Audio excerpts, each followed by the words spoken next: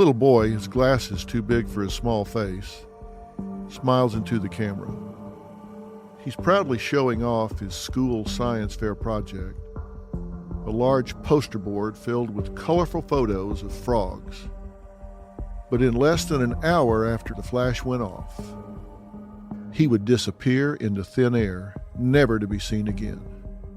Teachers, staff, police, and search teams probed every classroom, office, and hallway of Skyline Elementary School in Portland, Oregon.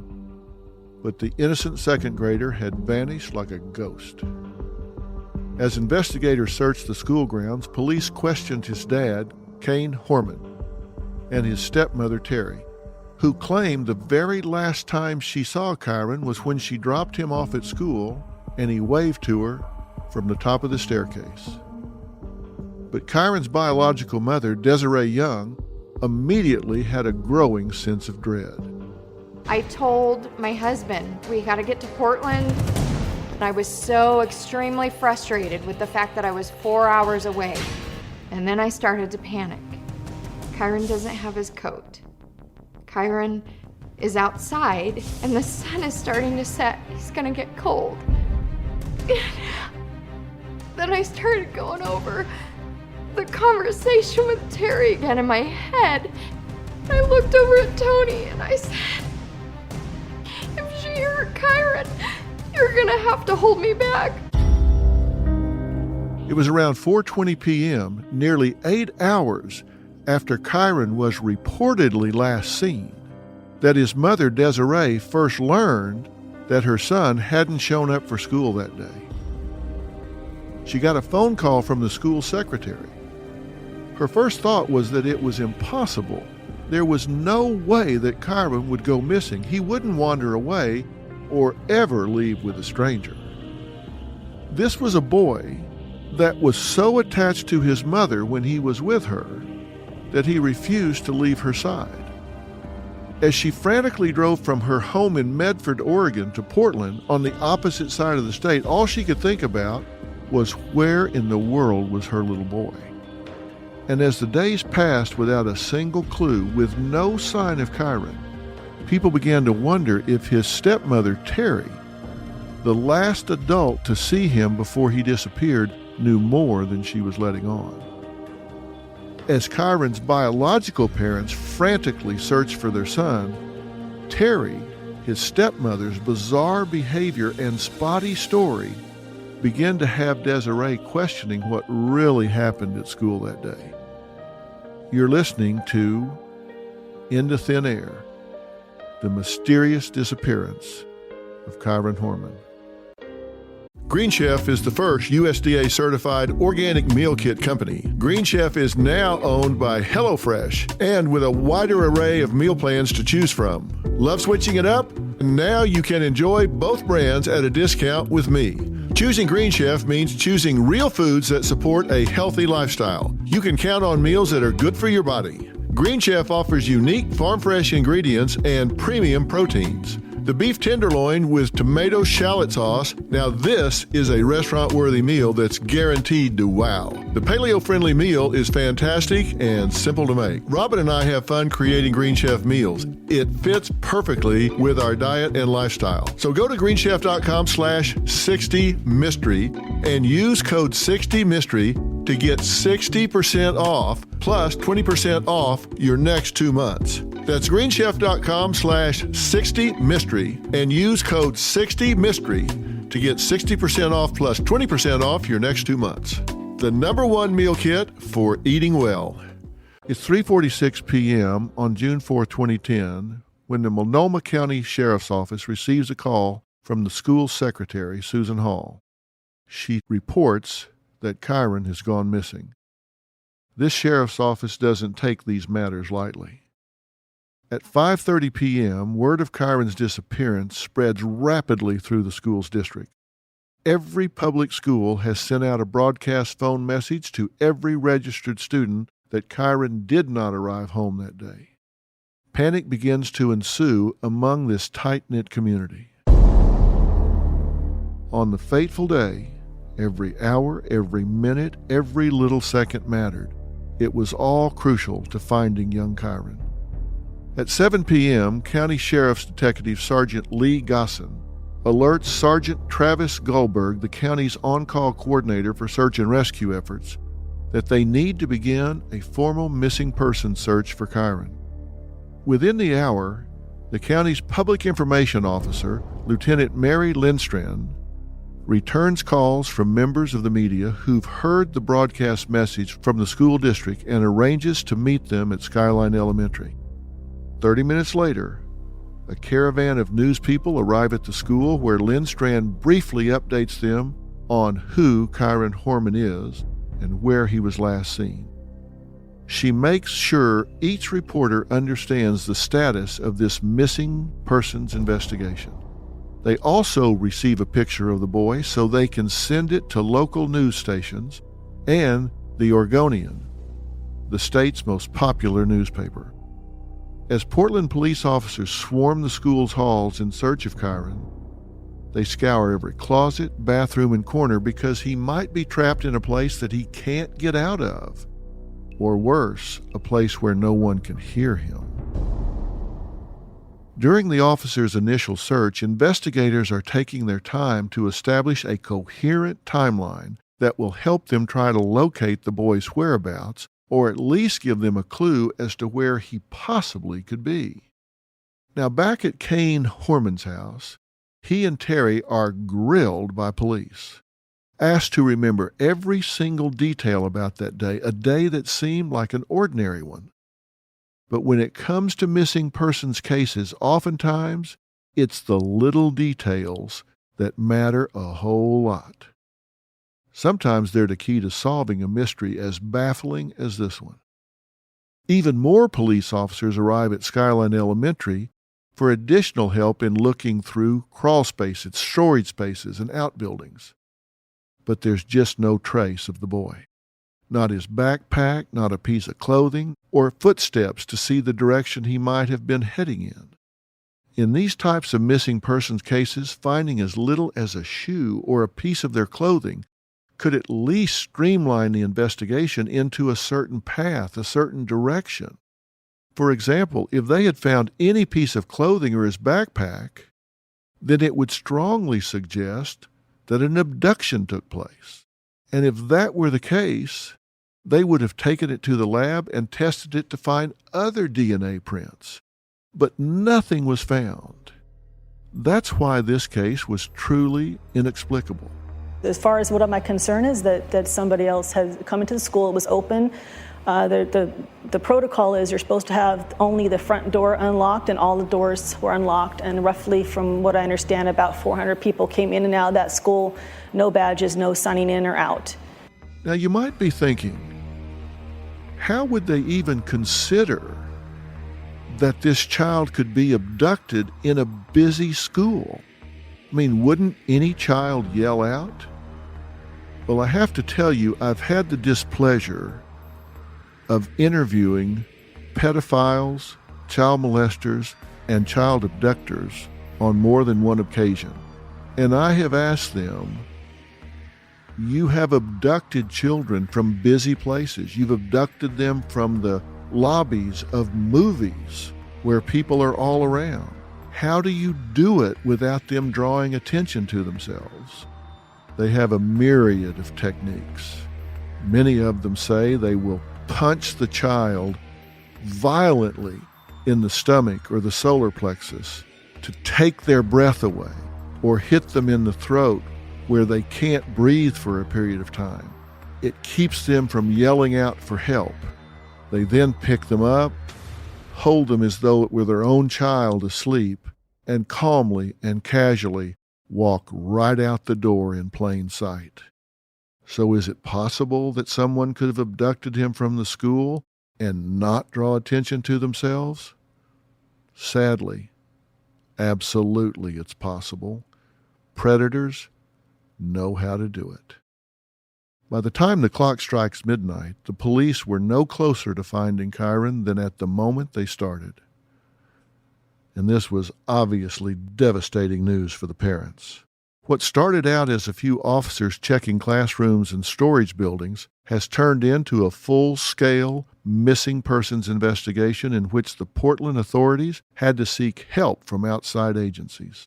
They knew they had themselves a bizarre disappearance, and it seemed the only person that could possibly hold the key to the mystery was his stepmother, Terry. She told police that she and the boy parted ways just before 9 a.m. in front of the school office, and said she watched Kyron take the stairs and walk towards his classroom. But right away, this statement raised a red flag for Desiree. She was familiar with the layout of her son's school, and she knew that if Kyron and Terry were really standing where Terry claimed they were, there was no way she could have seen his classroom from that angle. I clarified with her when I was talking to her. I said to her, "You were on the stairs?" And she said, "Yes, I was on the stairs waving to him." And I said to her, "That's not possible. You can't, from that side entrance, east end of the school, you cannot see Kyron's classroom if he was right next to the door from the top of the stairs. You can't." There's about a 50-foot distance between the staircase where Terry says she last saw Kyron down the hall to his classroom. Desiree wondered why Terry would say she could see him walking to his classroom if there was no way she could have. Was she lying? It was something Desiree immediately suspected, and eventually Kane did too. The first red flag for me was lying about the science fair and the school that day. She lied about where she was positioned when she saw Kyron and at the last place that she saw him. The stories I've been told are different than what she's been told. So even the day at the school and what she did at school that day, her accounts of it to me are completely different. But despite her initial suspicions, Desiree remained a united front with Kane and Terry. She figured sticking together would be her best chance of finding her son, who at this point had now been missing for almost 24 hours. On June 5th, the following morning, by 5 a.m., the county sheriff's office calls another search group, Pacific Northwest Search and Rescue.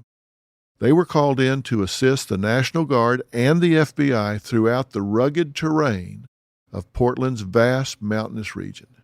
By the time they arrived on site, there were already about 60 to 70 people involved in the search, with hundreds more to follow within the next few hours. The Pacific Northwest Search and Rescue is a specific, very unique organization consisting of volunteers who know to navigate Oregon's woods, islands, caves, mountains, hills, and shoreline off the back of their hand.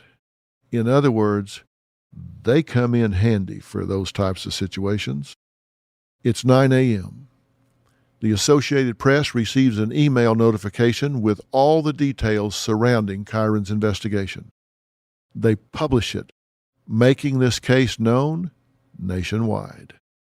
Throughout the day, as law enforcement and search and rescue teams completed an immediate grid search of the school and surrounding area, hundreds of kids and their parents waited inside the school in order to talk to investigators. As many as 50 detectives interviewed nearly 300 students and their parents, and they all reached the same consensus. There's no way this boy ran away, and if he was abducted, no one saw anything. If you've seen any movie about a missing person, you can probably imagine what this search effort looked like. They had officers from the sheriff's office, volunteers from 18 different search and rescue teams, members of the National Guard, and members of the FBI. They also had friends and neighbors who were looking inside every tunnel, underneath every rock, next to every tree, below every ravine, inside each cave, and through and under every bush. Hundreds of flashlights, hundreds of boots on the ground, even helicopters who had an aerial view of the entire forest. And no one saw a thing, not a trace of this young boy. A young boy who reportedly could not see 3 feet in front of his face. They even had dozens of track dogs on site, especially in the rugged areas where it was harder for people to access. With Kane and Terry's permission, search officials used some of Kyron's dirty shirts so that the dogs can pick up his scent. And as far as they were concerned, every time one of the dogs would bark or run to a certain area in the woods, they thought it might have been the boy, only to find that it was bones of a dead animal. Wherever Kyron was, or God forbid whoever had him, it's absolutely horrible to imagine. But they did a darn good job to make sure no one would find him. It's now been 40 hours since Kyron disappeared. His adorable little face was shown on every local news station, and the Hormans set up a Facebook page where people can add updates if they've seen or heard anything. Kane, Desiree, and Terry Horman refuse to talk to the press. They're just not ready yet. When they're not helping investigators search or when they're not answering questions to law enforcement, they're crying all day and night, praying that someone will find Kyron, and soon. Echoing in their heads, over and over, is that the ticking clock is against them. They know that with the passage of every minute, every hour, the likelihood of finding this child alive is going down, down, down.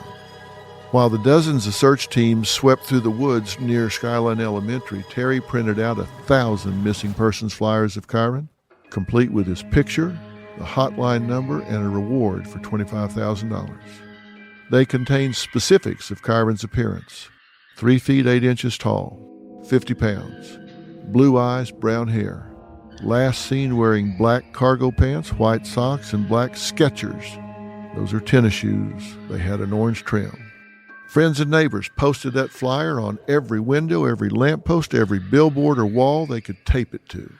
1,000 flyers were passed out, but police still had not one credible lead. On Wednesday, June 9th, the county sheriff's office holds a press conference in relation to Kyron's disappearance. But there's no good news to report. Authorities call him a missing and endangered child. And it was on this day, the very same day that police begged the public for help for this missing and endangered little boy, that Terry did something that had a lot of people questioning if she was really the desperate and upset stepmother she had been claiming to be.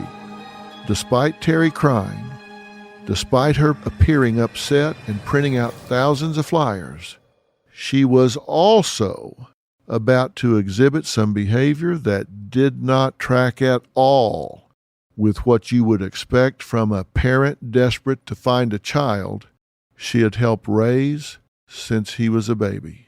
It was a move that shifted everything, and it was really the first time where both the police and Kyron's biological parents began wondering if Terry might know more than she was letting on. Terry posted on her personal Facebook page, quote, "Hitting the gym tomorrow. I didn't get home until 8 p.m. tonight." Seems like a simple enough message, but many people saw it as a huge red flag. People wondered what kind of mother figure whose child was missing, whose child was endangered, would ever post on Facebook about, quote, hitting the gym. Well, that would be because the law enforcement told us to do things that we normally do. So they want you to go grocery shopping. They want you to go to the gym. They actually specifically told both Kane and I, and he was with me that day when we went. It just didn't look good. Terry may as well have stamped guilty on her forehead. But still, she wasn't a suspect. Guilty of poor taste, perhaps, but not considered by police a person of interest. But this Facebook post wasn't the first thing Terry allegedly did that the police had some questions about. When Kyron didn't show up for class that morning, both Kane and Desiree had wondered why the school didn't call them to alert them to his absence. That was normal protocol. But it just didn't happen, and the reason why cast another shadow of suspicion on Terry. A teacher at the school told investigators she didn't call Kyron's parents about his absence because she thought they already knew. Why? She said because Terry had previously told her she would be taking Kyron to a doctor's appointment on Friday. So the teacher just assumed that's where he was. Immediately, police wondered if Terry had warned the school Kyron wouldn't be there to buy herself some time before anyone realized he was gone. But Terry was insistent it was all just a misunderstanding. She said absolutely not. She simply told them he'd be missing school on Friday, but never specified which Friday it was. The teacher just assumed it was the day Kyron vanished. The teacher just assumed it was the next Friday to come up after she made the comment to the teacher. But between that and Terry's tone-deaf post on Facebook, there were too many questions police felt needed to be answered. Detectives asked her to take a polygraph test. She agreed. She took the test. She failed.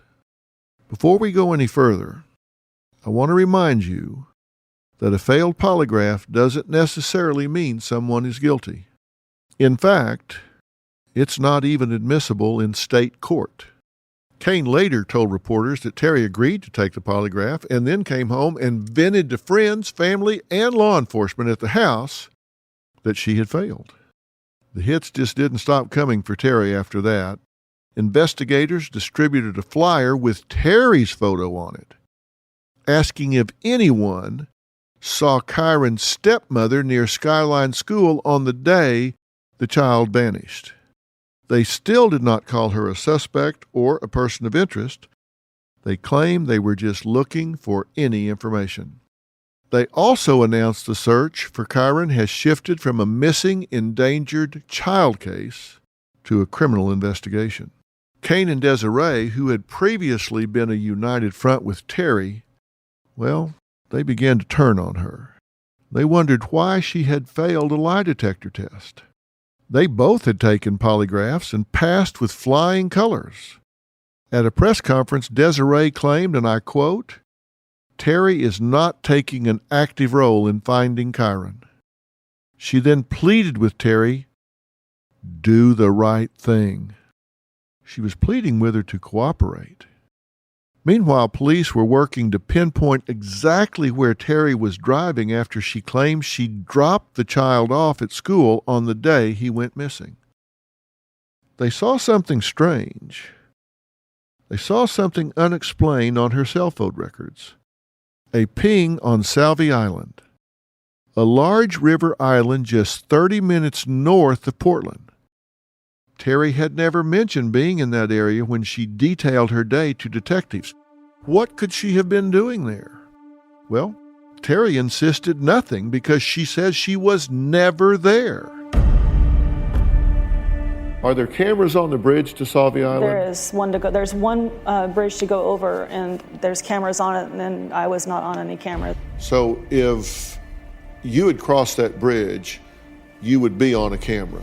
Sure. Your car Yes. would show your camera crossing the bridge, and, Yes. and we would know when. I mean, it's a fairly narrow time, and the police have never produced a video of you or your car crossing the bridge to Salvie Island. Correct. She said the only time she drove outside of Portland that day after 11 a.m. was in order to calm her daughter's earache. It was possible her cell could have pinged off a tower on the island as she drove by the bridge on the main road. If you look at pictures of Salvie Island, it's not surprising investigators would want to search the area or have suspicions when they saw her cell phone pinged there. The dense woods and deep waters could easily be the grave of a missing child. A ground team searched the nearby woods while a team of divers searched the bottom of the lake. And if they're searching within the water, what they're looking for is not a child, but the remains of a child. But after a full day of searching deep in the island's waters, the divers were not able to find anything, and the trail went cold once again. Still, Despite the fact that they were searching for a body where her cell phone pinged on the day this little boy went missing, police were not calling Terry a suspect or even a person of interest. But the sheriff's office certainly didn't shy away from indicating to the public that Terry could somehow be involved. They handed out flyers with another clue. The flyers contained 3 separate pictures, one of Kyron, one of Terry, and another of a mysterious white truck similar to the one Terry drove the morning Kyron disappeared. It's not known who this other truck belongs to, but it looked a lot like Terry's truck. And as the public began turning on Terry, detectives asked her to take a second polygraph test. Kane said Terry agreed to cooperate, but she got up and walked out before the machine portion of the test could be administered. According to Kane, she then continually pushed back and refused to repeat the second test for several days. I'm talking 8 to 10 days, before going to take the test and then once again coming back to the house and revealing she had failed for a second time. Remember, when you take a polygraph, it can come back deceptive, non-deceptive, or inconclusive. There are 3 options, and only one of them is that you answered the questions in a deceptive way. She failed a second time, meaning that when she was asked questions about knowledge or involvement in the disappearance of Kyron Horman, she denied it, and the results were that she was being deceptive. Meaning that she either knew or was involved in his disappearance according to the polygraph. And I remind you again, a polygraph is not an exact science. One of the questions was Kyron in the truck with you? Well, there's a fail right there, because he was in the truck with me on the way to school, but not when we're leaving. So that one I can't even get right. And that was the one that I supposedly failed. He didn't ask you if you Didn't ask me if I murdered my son. Where he was? He did ask if I knew. What? Do you know who has him, or do you know who has him or where he is? But the one that was failed was whether or not he was in the truck with me. At this point, the search for Kyron had reached its 22nd day, and after the 2 failed polygraphs, trouble was brewing inside the Horman household. The phone rings at the sheriff's office. It's a 911 call from none other than Kane Horman asking for police assistance against his wife, who he says is threatening him. Kane reportedly leaves his home with Kiara, leaving Terry behind. The police try to defuse the situation, but Kane is convinced that it is in their best interest and safety to get away from Terry, at least until they've found the missing boy. It doesn't take long for the media to pick this up.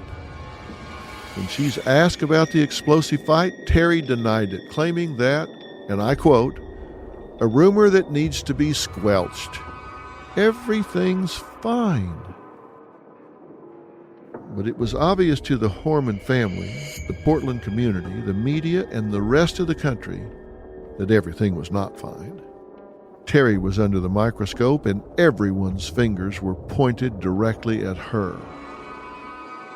Now, including even her own husband's.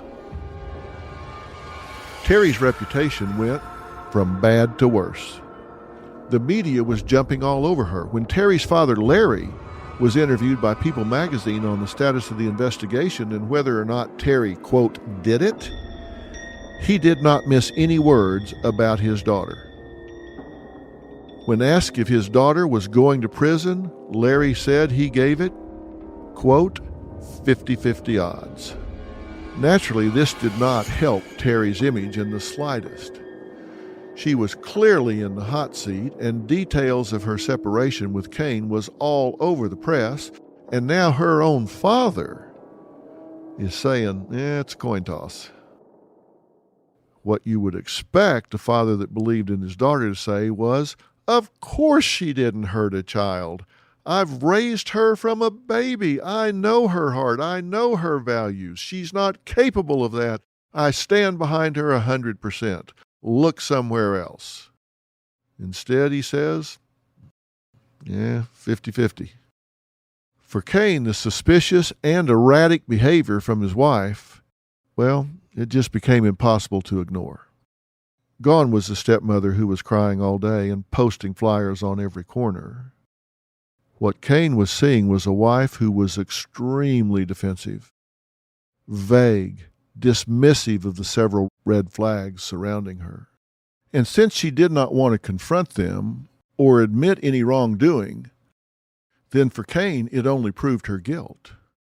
He now fully believed that she was involved in his son's disappearance. There was no other way around it in his mind. That's what led to a big fight on June 26th. By this time, Cain was absolutely convinced that his partner for 7 years committed a heinous and unthinkable crime against his innocent and vulnerable son.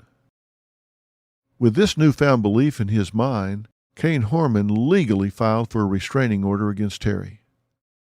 Under the rules of this restraining order, Terry was not allowed to come anywhere near him and their daughter. And as it turned out, he may have had good reason. Investigators were interviewing everyone involved with the Horman family, and they had just gotten to Rodolfo Rudy Sanchez, a landscaper hired by Terry that tended their backyard. And when investigators questioned Rudy, they got way more than they could have ever bargained for. Rudy didn't seem to have any clues about what happened to Kyron, but he did make a shocking claim about Terry. And before I tell you what that is, I have to point out these claims have been 100% unsubstantiated and have not been proven by any investigation or in any court. What I'm about to tell you is simply the hearsay of a gentleman who worked there and knew Terry somewhat closely. According to Rudy, Terry approached him in January of 2010 to offer him a job. But he claimed it was not a landscaping job. He claimed Terry offered him $10,000 to murder her husband Cain. He claimed Terry provided him details of Cain's daily routine and suggested that Rudy make the killing look like a mugging. I need to repeat, no investigator was able to prove Rudy's claims. However, these allegations were serious, and it was the top story in the newspaper for their July 4th edition. The media was ruthless. Terry had no choice but to lawyer up and begin mounting a strong defense against the allegations that were beginning to swirl around her. Did you have a personal relationship with this landscaper? No, he wanted one though. And there was a comment about Mother's Day. He had come out to the house to do some yard work on Mother's Day. According to him, he wanted to see me on Mother's Day. And he was dressed differently, and he had cologne on, and then he comes up to me and he said, well, I just really wanted to see you. And I was holding my daughter here, and he comes up to my left side, and he puts his arms around me and gave me a kiss by the ear and wouldn't let go. And I thought that, oh great, I'm out 5 acres in the middle of nowhere, this guy is gonna rape me right here in front of my daughter. Did you tell your husband about it? No. Why not? Because he did not know that I had a landscaper that was coming out to the house to do yard work. What do you mean you didn't know you had a landscaper coming to the house? He was very hard on James and myself about taking care of things. He just assumed that his job, as he said, was to work, and that mine is to take care of the house and home, including the children. And so He thought you were mowing the grass. he thought James was. How old is James? At the time, he would have been about 15. And, And it's 2 acres of mobile area. We're not talking like it's a yard. I mean, it's Sure. It's big. And I when the landscaper came out to do the yard work, he came out, if I recall, 5 different times to do significant work. And when he did, I gave James the credit for it. okay, so Kane didn't know there was a yard man at all. No? So you were lying to your husband. There was deception. You were lying to your husband. Yes. And then this landscaper starts hitting on you. Yes. Then what am I going to say? I already created a lie. I'm trying to give the benefit to James. I'm not, telling, he's not paying for it. I'm paying it out of my own pocket for this landscaper to do the yard work. You see how it begins, how people begin to look at this, because this is why I'm giving you a chance to clear these things up. Because they say, okay, you're lying to the media about the status of your marriage when it's in a downward spiral, and you said, no, everything's fine. That's all a rumor. Don't even think about it. Everything's fine, when in fact you know that he's left with a baby, that things are in serious trouble. You're lying to your husband about having a landscaper, then the landscaper's hitting on you, so now you can't say because you've lied to him about him being there, so Right. saying there's a landscaper you don't even know is here, but he's showing up with cologne on and grabbing onto me while I'm holding the baby, and so I got to tell you about that, and so you lie about that. So you lied about having him, then you lie by omission about him accosting you out there, and then you told the police, is there anybody that you can think of that might have a reason to want to take Kyron or hurt him in any way? And you describe this landscaper, but you describe him as a stranger, right? You do say you need to consider this guy over here, Right. but you don't say he's a landscaper that's been in my employ. Yes, I did. Did you tell Yes, him that? You told the police Yes, then? I did. I told him how many times, what dates that he had been there, that James had actually worked with him in tandem. They removed some branches together. So is that when Kane found out that there was Yeah. a landscaper? Yeah. found- I told the police I said everything at all. I did not keep anything back. Did that make the landscaper mad? I don't know. Did you point a finger at him? Is that maybe why he made this story up, or what? Because that's a pretty bizarre story to make up. Just like, oh, she offered me $10,000 to kill her husband. Exactly. Well, I don't know why he said that, other than he's that the cops did the same thing to me and they did the same thing to my friend Dee Dee Spicer. Is that basically they say, you tell us what we want to hear. If you don't tell us what we want to hear, we're going to make your life hell. She hired a high-powered criminal defense lawyer, Stephen Howes. Stephen was known to be one of the best and most expensive criminal defense lawyers in the state and had a strong reputation for preventing clients from getting serious jail time. The breakdown of Terry and Kane's marriage only furthered Desiree's belief that Terry had reason to harm her son. You say that the night before Kyron went missing, that things happened that you now know about, that you've discovered that had you known about, she would never have been allowed to leave the house with him. What did you find out? What do you know? Well, as always, Terry put everything in writing, which, God love her, has been a blessing for us. And she put down in writing that her and Kane were up until 3 a.m. fighting about their marital problems, that she had told him she was done with it all, that she was moving back to Roseburg, they were getting a divorce, she was done with it. And it was going to be Friday, the day that Kyron went missing. So big upheaval that night. No, That didn't happen? no. It was a normal morning for me. Up at 5 o'clock to the gym, back home, get ready for work, kiss Kyron goodbye, go to the office.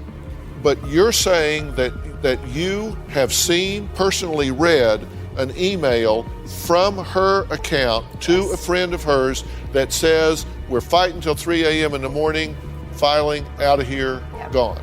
Yep. And you're saying that you did not fight till 3 in the morning. Did you fight till 2 or 1 or 12 or 11 or 10? There was no big blow up that night. No.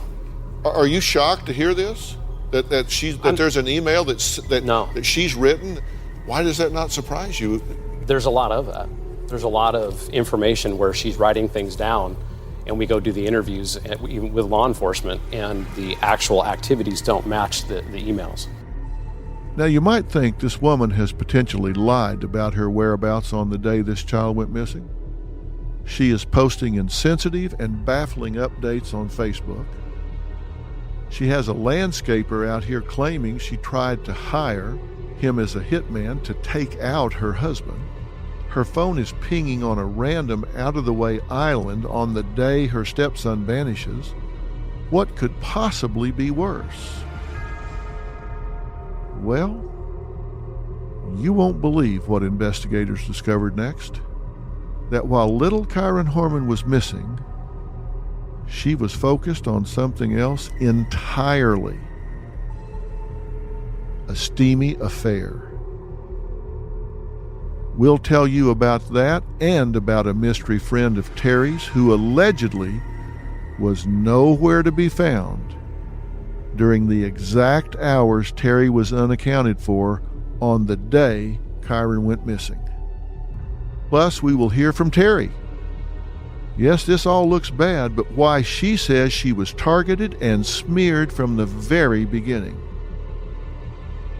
And I know I'm repeating myself, but in fairness, I want to say again, Terry has never been charged with any crime concerning the disappearance of Kyron Horman. Believe me when I say we have only scratched the surface of this child's disappearance. That and more is on the next episode of Into Thin Air, the mysterious disappearance of Kyron Horman. I'm Dr. Phil. Thanks for listening.